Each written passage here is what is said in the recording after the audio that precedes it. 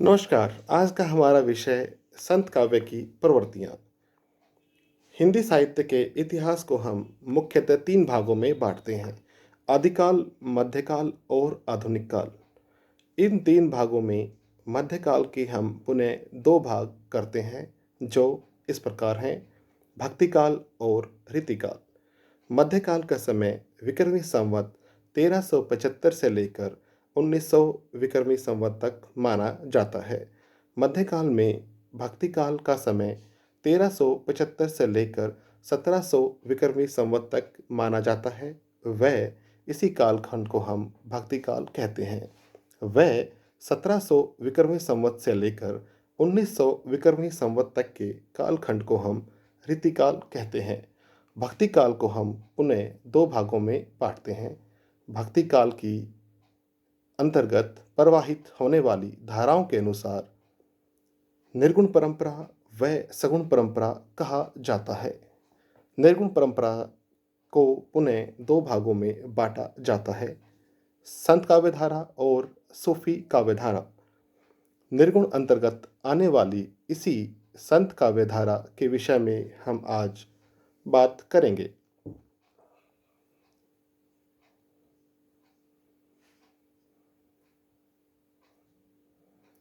इस धारा के विषय में बात करने से पूर्व हमें संत शब्द के उद्भव के विषय में जान लेना चाहिए। अपेक्षाकृत माना जाता है कि सतरूपी परम तत्व का साक्षात्कार कर लेने वाले व्यक्ति को संत कहा जाता है। डॉक्टर पीताम्बर दत्त बर्थवाल ने संत का संबंध शांत से माना है। वह इसका अर्थ किया है निवृत्ति मार्ग या वैरागी, अर्थात जिस व्यक्ति ने लोभ लालच को त्याग दिया हो वह संत कहलाता है। सामान्यतः सदाचार के लक्षणों से युक्त व्यक्ति ही संत कहा जाता है। हिंदी साहित्य के अंतर्गत निर्गुण उपासक ज्ञानाश्री शाखा के कवियों को संत कहा जाता है। इन कवियों में प्रमुख कवि कबीरदास जी हैं। कोई भी काव्यधारा किसी दार्शनिक मत पर आधारित होती है। संत कवियों का दार्शनिक आधार जान लेना आवश्यक है। संत कवियों का दार्शनिक आधार शंकराचार्य एवं उपनिषदों द्वारा प्रतिपादित अद्वैत दर्शन, नाथपंथियों एवं सूफी कवियों द्वारा इस्लाम प्रभावित है। उपनिषदों में निरूपित ब्रह्म, जीव जगत एवं माया के स्वरूप को संत कवियों ने ज्यों का त्यों ग्रहण किया है।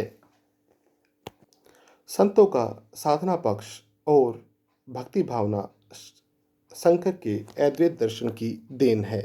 दोनों ही जीव को विशुद्ध ब्रह्म मानते हैं तथा जो भिन्नता दिखाई पड़ती है वह माया के कारण होती है। तभी कबीरदास जी कहते हैं, जल में कुंभ, कुंभ में जल है, बाहर भीतर पानी, फूटा कुंभ जल जल ही समाना, यह तत् कहो ज्ञानी। अर्थात माया के कारण व्यक्ति जीव और ब्रह्म में भेद समझता है, जबकि दोनों में कोई प्रकार का कोई भी भेद नहीं होता। इस्लाम के प्रभाव से संत कवियों ने एकेश्वरवाद ग्रहण किया, मूर्ति पूजा का खंडन किया और अवतारवाद का विरोध किया। सूफियों से उन्होंने प्रेम भाव ग्रहण किया, दाम्पत्य प्रतीकों का प्रयोग भक्ति भावना की अभिव्यक्ति हेतु किया। वह सिद्धों की गूढ़ उक्तियों, उल्टबासियों, वैदिक परंपराओं एवं बाह्य आडंबरों का उन्होंने विरोध किया। संत काव्य में प्रमुख कवि कबीरदास जी के गुरु रामानंद ने भक्ति का द्वार शूद्र एवं निम्न वर्ग के लिए खोल दिया। इसका प्रभाव भी संत काव्य पर दिखाई पड़ता है। वैष्णवों की अहिंसा भी संत काव्यधारा की आधार भूमि है। प्रमुख संत कवि और उनकी रचनाएं। कबीरदास के शिष्य धर्मदास ने उनकी रचनाओं का संकलन किया, जो बीजक नाम से संपादित हुई। इसके मुख्य 3 भाग हैं: साखी, शब्द और रमैनी। कबीरदास जी का जन्म 1398 ईस्वी में काशी में लहरतारा तालाब के निकट हुआ और उनकी मृत्यु 1518 ईस्वी में मगहर में हुई। कबीरदास जी जाति के जुलाहे थे तथा काशी में रहते थे और रामानंद के शिष्य थे। कबीर की पत्नी का नाम लोई व पुत्र का नाम कमाल व पुत्री का नाम कमाली था। कबीर निरक्षर थे। उन्होंने स्वयं ही स्वीकार किया है, मसी कागज छो नहीं कलम गही नहीं हाथ, अर्थात उन्होंने कभी भी शिक्षा ग्रहण नहीं की। कबीरदास जी के विषय में प्रसिद्ध है कि वे कवि बाद में सबसे पहले और सबसे प्रथम वे एक समाज सुधारक थे।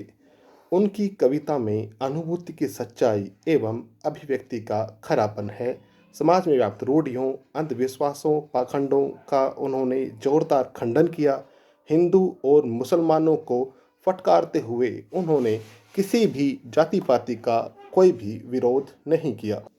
कबीरदास जी के अनुसार जाति पाति का भेद इंसान को इंसान से दूर कर देता है। उनके अनुसार मनुष्य को जाति के आधार पर ना ही हीन समझना चाहिए और ना ही मनुष्य को अपनी जाति के आधार पर स्वयं को श्रेष्ठ समझना चाहिए। वे हिंदू और मुसलमानों को एक नज़र से देखते हुए दोनों को फटकारते हैं। वे कहते हैं, अरे इन दोन राह न पाई, हिंदू अपनी करे बड़ाई, गागर चुअन न देई, वैश्या के पायंतर सोए, यह देखो हिंदू आई, मुसलमान के पीर ओलिया, मुर्गा मुर्गी खाई, खाला केरी बेटी ब्याही, घर में ही करी सगाई। कबीरदास जी ने मूर्ति पूजा, माला जपना, तिलक लगाना व तीर्थाटन करना, गंगा स्नान करना, रोजा रखना, व्रत रखना, हिंसा करना, जाति पाति का भेद मानना, ऊंच नीच की भावना मानना आदि का भी जोरदार शब्दों में खंडन किया। उनके अनुसार माला फेरत जुग भया, गया न मन का फेर, कर का मन का डारी दे, मन का मन का फेर। ऐसे ही एक स्थान पर वे हिंदुओं के पूजा पाठ पर करारा प्रहार करते हुए कहते हैं कि पाहन पूजे हरि मिले तो मैं पूजूं पहाड़, घर की चाकी क्यों ही न पूजे, पीस खाए संसार। कबीरदास जी की मान्यता है कि इस संसार से गुरु के मार्ग द्वारा कबीरदास जी की मान्यता है कि इस संसार से गुरु के द्वारा दिखाए गए मार्ग पर चलकर ही पार पाया जा सकता है। गुरु के अलावा कोई भी व्यक्ति ऐसा नहीं है जो हमें इस संसार से पार लगा सके। इसी प्रकार गुरु की महिमा का वर्णन करते हुए कबीरदास जी कहते हैं, सतगुरु की महिमा अनंत, अनंत किया उपकार, लोचन अनंत उघाड़िया, अनंत दिखावन हार। अर्थात सतगुरु सच्चा गुरु ही अपने शिष्यों पर बहुत से उपकार करता है और उसके नेत्रों को जीवन की सारी सच्चाई दिखाने के लिए वह उसके नेत्रों को खोल देता है। कबीरदास जी भले ही पढ़े लिखे न हों पर उनका काव्यगत रमणीयता से रहित नहीं है। अलंकार, प्रतीक, भाषा आदि से वह उच्च कोटि का है। वह कबीर की भाषा को आचार्य रामचंद्र शुक्ल ने पंचमेल खिचड़ी या सदुकड़ी भाषा कहा है। कबीरदास जी को अभिव्यक्ति के लिए कहीं भी भाषा का संकट नहीं झेलना पड़ा। आचार्य हजारी प्रसाद द्विवेदी कबीर के विषय में कहते हैं कि कबीरदास जी वाणी के डिक्टेटर थे। उन्होंने जिस बात को जिस रूप में कहलवाना चाहा भाषा द्वारा कहलवा लिया। बन गया तो सीधे सीधे, नहीं तो दरेरा देकर। ये हुई संत काव्य के मुख्य कवि कबीरदास जी की बात। वह संत कवियों में कबीर के गुरु के रूप में रामानंद जी का नाम लिया जा सकता है। जी का जन्म 1368 ईस्वी में तथा मृत्यु 1468 ईस्वी में हुई। रामानंद जी मैलिन ब्राह्मण थे। उनकी शिक्षा दीक्षा काशी में हुई। भक्तमाल के अनुसार रामानंद जी के 12 शिष्य थे। रामानंद के शिष्यों में कबीर, पीपा, सेन, धन्ना अत्यंत प्रसिद्ध हुए। रामानंद जी के गुरु का नाम राघवानंद था। रामानंद जी ने रामावत संप्रदाय का प्रवर्तन किया। तीर्थ यात्रा, मूर्ति पूजा आदि के वे घोर विरोधी थे। उन्होंने अंत साधना पर बल दिया। रामानंद जी के पश्चात संत कवियों में रैदास जी का नाम मुख्य रूप से लिया जा सकता है। रैदास जी जाति के चमार थे। 1398 ईस्वी में इनका जन्म काशी में हुआ। इनके जन्म काल के संबंध में निश्चयपूर्वक कुछ भी कहना संभव नहीं है। कुछ विद्वान इन्हें प्रसिद्ध कवयित्री मीरा का गुरु भी बताते हैं। रैदास का एक अन्य नाम रविदास जी भी है। रैदास का नाम रामानंद के 12 शिष्यों में है, किंतु रैदास की रचनाओं में कहीं भी रामानंद का कोई भी जिक्र नहीं मिलता। उनकी भाषा सरल ब्रज भाषा है, जिसमें अवधी, राजस्थानी, खड़ी बोली, उर्दू और फारसी के शब्द भी मिल जाते हैं। उनकी कविता का एक नमूना प्रस्तुत है। अब कैसे छूटे राम नाम रट लागी, प्रभु जी तुम चंदन हम पानी। जाकी बास जाकी अब कैसे छूटे राम नाम रट लागी, प्रभु जी तुम चंदन हम पानी। जाकी अंग अंग बास समानी, प्रभु जी तुम चंदन हम पानी। अब कैसे छूटे राम नाम रट लागी, प्रभु जी तुम चंदन हम पानी। जाकी अंग अंग बास समानी, प्रभु जी तुम बन बन हम मोरा। जैसे चितवत चंद चकोरा, प्रभु जी तुम स्वामी हम दासा। ऐसी भक्ति करे रैदासा। अर्थात रैदास जी कहना चाहते हैं कि उन्हें यह राम नाम की ऐसी रट लग गई है, या राम नाम का स्मरण करने में उसे इतना आनंद प्राप्त होता है कि वह इस नाम को अब छोड़ नहीं सकता है।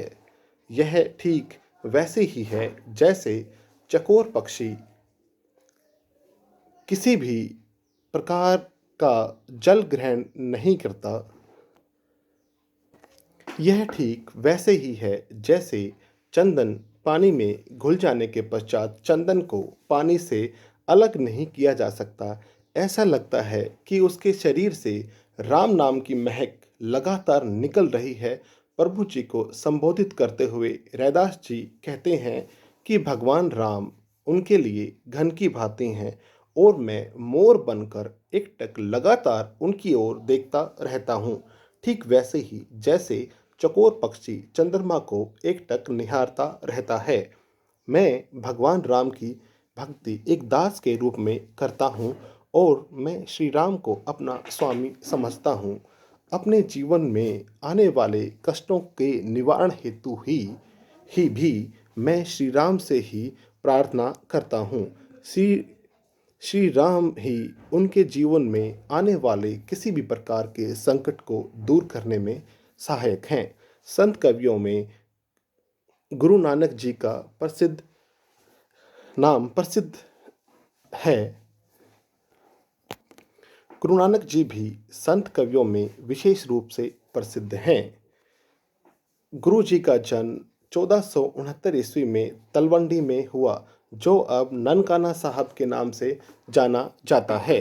नानक जी के पद गुरु ग्रंथ साहब में संकलित हैं। उनकी प्रमुख रचनाओं में जपू जी, रहीरास, सोहिला इत्यादि प्रसिद्ध हैं। गुरु जी एक उदार प्रवृत्ति के व्यक्ति थे। उनके पिता का नाम कालूचंद व माँ का नाम तृप्ता था। इनके 2 पुत्र हुए, लक्ष्मीचंद और श्रीचंद। नानक जी एक भ्रमणशील व्यक्ति थे। निर्गुण प्रेम के प्रति भक्ति भावना उनके काव्य में मुख्य रूप से देखने को मिलती है। शांत रस की प्रधानता नानक जी की रचनाओं में मिलती है। संत कवियों में हरिदास निरंजनी, दादू दयाल, शेख फरीद और सुंदरदास का नाम लिया जा सकता है। संत कवियों में सबसे अधिक शिक्षित कवि के रूप में सुंदरदास जी जाने जाते हैं। इन्होंने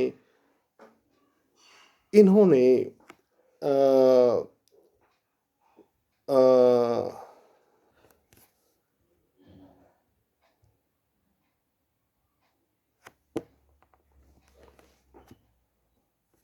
संत काव्य की प्रमुख विशेषताएं इस प्रकार हैं। संत काव्य भाव प्रधान है, कला प्रधान नहीं। संत कवि सबसे पहले समाज सुधारक हैं, कवि नहीं। नंबर 3 निर्गुण उपासक, नंबर 4 ज्ञान की महत्ता, नंबर 5 गुरु की महत्ता, नंबर 6 अद्वैतवादी दर्शन, नंबर 7 बाह्य आडंबरों का विरोध, नंबर 8 है जाति प्रथा का विरोध करते हैं ये लोग। रहस्यवादी भावना है इनके काव्य में। नंबर 10 नारी सम्मान के नारी के प्रति दृष्टिकोण इनका और भाषा शैली। संत काव्य की प्रमुख विशेषताएं इस प्रकार हैं। संत काव्य भाव प्रधान है, कला प्रधान नहीं। नंबर 2 संत कवि सबसे पहले समाज सुधारक हैं, कवि बाद में। नंबर 3 निर्गुण उपासक, नंबर 4 ज्ञान की महत्ता, नंबर 5 गुरु का महत्व, नंबर 6 अद्वैतवादी दर्शन, नंबर 7 बाह्य आडंबरों का विरोधी, नंबर 8 जाति पाति के विरोधी, नंबर 9 रहस्यवादी भावना, नंबर 10 नारी के प्रति दृष्टिकोण व इनकी भाषा शैली। नंबर 1 संत काव्य भाव प्रधान है, कला प्रधान नहीं। संत काव्य ताजमहल की कुशल कारीगरी न होकर रम्य पर्वत श्रेणियों की भांति सहज सुंदर है। पहले बताया जा चुका है कि अधिकतर संत कवि निरक्षर थे, इसलिए उन्होंने अपने भावों को जिस रूप में सुंदर ढंग से कहना चाहा वैसे ही कह दिया। उन्होंने इस बात का बिल्कुल भी ध्यान नहीं रखा कि उनकी काव्य कला कला प्रधान रहेगी या नहीं। उन्होंने सिर्फ अपने भावों को सुंदर से सुंदर रूप में कहने पर बल दिया है, न कि उनकी कलागत विशेषताओं की ओर। नंबर 2 संत कवि मूलतः समाज सुधारक पहले हैं और कवि या भक्त बाद में। संतों का मुख्य उद्देश्य समाज में व्याभिचार, ढोंग, पाखंडों, बाह्य आडंबरों इत्यादि का विरोध करना था। वह समाज को इन कुरीतियों से छुटकारा दिलाना ही उनका प्रमुख उद्देश्य था। वे यह नहीं चाहते थे कि जिस समाज में वे लोग रह रहे हैं वो किसी भी प्रकार की दूषित मानसिकता से पीड़ित हो। वे चाहते थे कि समाज एक निश्चित ढर्रे पर चले और इसमें एक दूसरे के प्रति वैर भाव या बाह्य आडंबर ना हो, ताकि समाज स्वच्छ और सुंदर रूप से संचालन समाज का हो सके। इनका मूल उद्देश्य सामाजिक बुराइयों को ही दूर करना था। संत कवि निर्गुण उपासक थे। वे ईश्वर को निर्गुण, निराकार, अजन्मा, अविनाशी एवं सर्वव्यापी मानते हैं। कभी कभी वे इस निर्गुण को ही राम, गोविंद, हरि आदि नामों से पुकारते हैं, लेकिन संत कवियों का राम तुलसी इत्यादि की भांति राम नहीं है। वह कभी जन्म नहीं लेता, वह हमेशा अजन्मा और अविनाशी और अजर अमर रहता है। नंबर 4 संत काव्य में ज्ञान की महत्ता का प्रतिपादन हुआ है। यह ज्ञान वेद पुराणों या कुरान से नहीं, अपितु चित्त की निर्मलता से एवं हृदय की पावनता से प्राप्त किया जाता है। ज्ञान दशा में ही ब्रह्म का साक्षात्कार होता है। वह विवेक युक्त ज्ञान की दृष्टि ही व्यक्ति को अज्ञान, अंधविश्वास व पाखंड से मुक्त कर सकती है। ज्ञान की अग्नि जब माया के जल में लगती है तो विषय वासना का कीचड़ नष्ट हो जाता है। कबीर दास जी कहते हैं, अग्नि जो लागी नीर में, जंदू चलिया झारी, उत्तर दक्षिण के पंडिता रहे बिचारी बिचारी। कबीर दास जी कहते हैं अग्नि जो लागी नीर में बिंदु जलिया झारी, उत्तर दक्षिण के पंडिता रहे विचारी विचारी। संत कवियों ने गुरु की महत्ता का प्रतिपादन करते हुए उसे ईश्वर से भी बड़ा दर्जा दिया है। गुरु ही ब्रह्म का साक्षात्कार कराता है, वही ज्ञान नेत्र खोलता है। गुरुदेव को अंग शीर्षक में संकलित साखियों में कबीर ने गुरु की महत्ता प्रतिपादित की है। गुरु की प्रतिष्ठा इन्होंने नाथपंथ से ग्रहण की। नाथपंथियों के यहाँ गुरु को ईश्वर से भी ऊंचा दर्जा प्राप्त था। कबीर ने इन्हीं नाथपंथियों से अपने दर्शन में गुरु की महत्ता को मुख्य रूप से दिखाया है। कबीर दास जी कहते हैं, गुरु गोविंद दो खड़े काके लागू पाए, बलिहारी जिन आपकी जिन गोविंद दियो बताए। कबीर दास जी के अनुसार अगर गुरु और ईश्वर दोनों उसके सामने साक्षात रूप में खड़े हो जाएं तो कबीर दास जी पहले गुरु की आराधना ईश्वर से भी पहले करने के पक्ष में है, क्योंकि उनका मानना है कि यदि ईश्वर रुष्ट हो जाता है तो गुरु के द्वारा ईश्वर को पुनः प्राप्त किया जा सकता है, जबकि यदि गुरु रूठ जाता है तो ईश्वर भी दोबारा गुरु को नहीं दिलवा सकता या उसका साक्षात्कार या उसको वापस हमारे जीवन में नहीं ला सकता। संत काव्य में अद्वैतवादी दर्शन को स्थान मिला है। इनकी दार्शनिक मान्यताएं शंकर के अद्वैत दर्शन से प्रभावित हैं।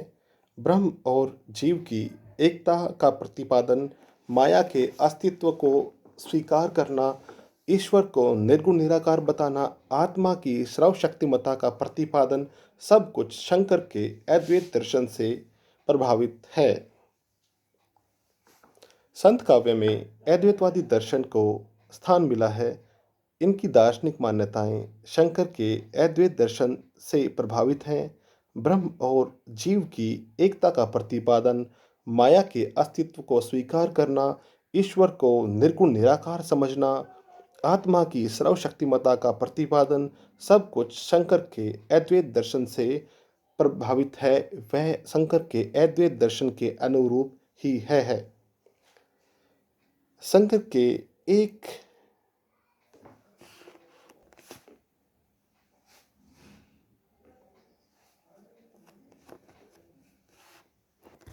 संत काव्य की एक प्रमुख प्रवृत्ति रहस्यवादी भावना है। संत काव्य में एक रहस्यवादी भावना परिलक्षित होती है। दाम्पत्य प्रतीकों के माध्यम से इन्होंने निर्गुण ब्रह्म के साथ माधुर्य भाव की भक्ति का समावेश करते हुए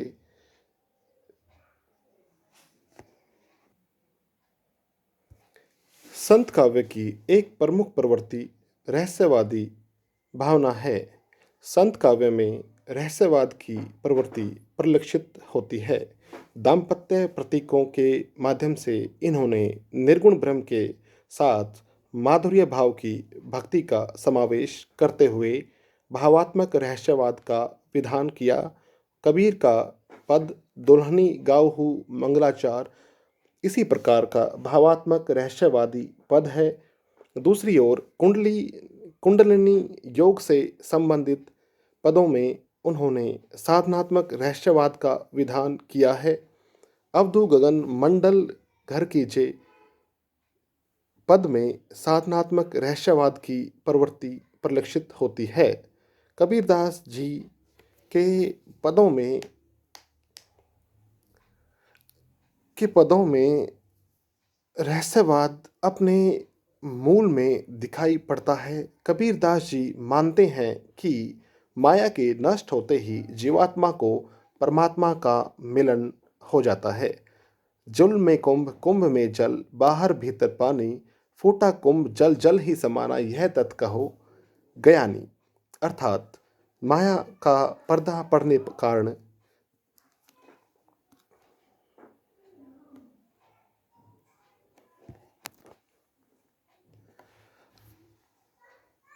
कथेहु ज्ञानी, अर्थात माया का पर्दा पड़ने के कारण जीवात्मा और परमात्मा अलग अलग दिखाई पड़ते हैं, जबकि वास्तविक स्थिति यह है कि जीव और परमात्मा में कोई भेद नहीं है। कबीरदास जी व अन्य संत कवियों ने बाह्य आडंबरों का खंडन किया। मूर्ति पूजा, तीर्थाटन, व्रत रखना, रोजा, नमाज में इन्हें कोई विश्वास न था। हिंदू मुसलमान दोनों को इन्होंने समान रूप से अंधविश्वासों, धर्मांधता इत्यादि के लिए फटकारा। वे धर्म के सामान्य तत्वों सत्य, अहिंसा, प्रेम, करुणा, सदाचार, संयम को मानव के लिए आवश्यक मानते हैं। कबीरदास जी ने हिंदुओं और मुसलमानों के विभिन्न रीति रिवाजों का खंडन किया और हिंदुओं और मुसलमानों को फटकारते हुए कहा, अरे इन दोन राह न पाई, हिंदू अपनी करे बड़ाई, गागर चुवन न देई, के पायंतर सोए। यह देखो हिंदुआई, मुसलमान के पीर ओलिया मुर्गा मुर्गा खाई, कि खाला केरी बेटी ब्याही, घर ही में करे सगाई। संत कवि जाति प्रथा के घोर विरोधी थे। ऊंच नीच, छुआछूत, वर्णाश्रम व्यवस्था को अभिशाप मानकर उन्होंने निर्भीकता से इनका खंडन किया। ब्राह्मण वर्ग इनके आक्रोश का शिकार बना। अधिकांश संत कवि स्वयं निम्न वर्ग से संबंधित थे, अतः उच्च वर्ग की मुखर आलोचना संत काव्य में दिखाई पड़ती है और यह स्वाभाविक ही थी। इनके अनुसार जो ब्राह्मण व्यक्ति स्वयं को विशेष समझता है, उस पर उन्होंने करारा प्रहार किया है। इनके अनुसार सभी व्यक्ति एक ही ढंग से उत्पन्न होते हैं। इसी एक ढंग से उत्पन्न होने के उपरांत जब एक व्यक्ति दूसरे व्यक्ति के विरोध में बातें कहता है, तो कबीरदास जी ब्राह्मणों की मानसिकता को, स्वाभाविक भाव को फटकारते हुए कहते हैं, जे तू ब्राह्मण ब्राह्मणी जाया, और द्वार हुए क्यों नहीं आया। अर्थात यदि तू अपने आप को श्रेष्ठ समझता है, तो ब्राह्मण समझता है, तो नीच कुल में पैदा होने वाले व्यक्ति भी उसी रास्ते से जन्म लेते हैं जिस रास्ते से तुम उच्च वर्ग में जन्म लेने वाले व्यक्ति पैदा होते हो। अर्थात तुम किसी भी भांति श्रेष्ठ नहीं हो। और संत कवि नारी विरोधी दृष्टिकोण रखते हैं। वे नारी को नरक का द्वार व माया का प्रतिरूप बताते हैं। नारी निंदा करते हुए वे उसे विष की बेल तक कह देते हैं। नारी के प्रति उनका यह दृष्टिकोण भी नाथपंथियों द्वारा प्रभावित है। कबीरदास जी नारी को विष की बेल, माया महाठगनी हम जाने, और यहाँ तक कि नारी की झाई परत अंधा होत भुजंग, अर्थात नारी की छाया मात्र पड़ने से एक सांप भी अंधा हो जाता है, तो व्यक्ति की तो क्या अवस्था होती होगी। वस्तुतः अधिकांशतः संत कवि अनपढ़ थे।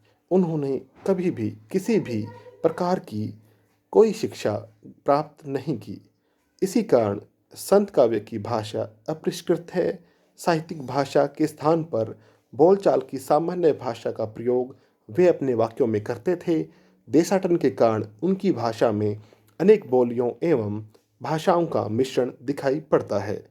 ब्रज, अवधी, खड़ी बोली, राजस्थानी, पंजाबी, फारसी, उर्दू, अरबी आदि विभिन्न भाषाओं के शब्द उनकी भाषा में मिलते हैं। इनकी इस पंचमेल खिचड़ी भाषा के कारण ही आचार्य रामचंद्र शुक्ल इसको पंचमेल खिचड़ी व सद्दुकड़ी भाषा कहते थे। अनगढ़ होने के बाद भी इनकी भाषा अपने भावों को सरलतम ढंग से स्वाभाविक रूप में प्रस्तुत करने में सफल रही है और इनका भाव संप्रेषण जबरदस्त रहा है। उसकी शक्ति एवं सामर्थ्य के कारण ही आचार्य हजारी प्रसाद द्विवेदी जी ने कबीर को वाणी का डिक्टेटर तक कह दिया है। अर्थात वाणी पर कबीरदास जी का पूर्ण अधिकार था। अलंकार व रस भाषा शैली के अंतर्गत आने वाले, कला सौंदर्य बढ़ाने वाले किसी भी काव्य का कला सौंदर्य बढ़ाने में अलंकार, रस, शब्द शक्तियों की महत्वपूर्ण भूमिका रहती है। इन कवियों की भाषा में अलंकारों और अलंकारों और रस का प्रयोग चमत्कार प्रदर्शन न हो के लिए न होकर संत काव्यों में अलंकारों का प्रयोग चमत्कार प्रदर्शन के लिए न होकर भावों के उत्कर्ष के लिए हुआ है। वस्तुतः वे पिंगल शास्त्र के क ख ग से भी परिचित न थे।